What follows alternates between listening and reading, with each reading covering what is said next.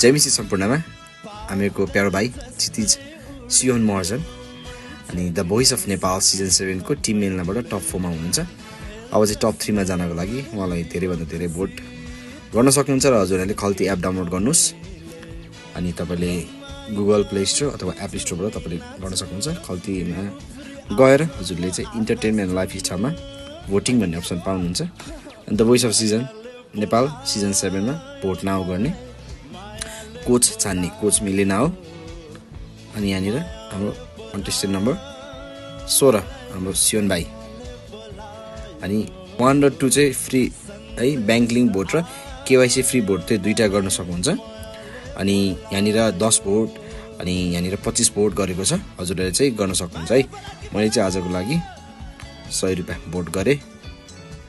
ल अब हजुरहरूले पनि यसरी नै गर्न सक्नुहुन्छ। धन्यवाद।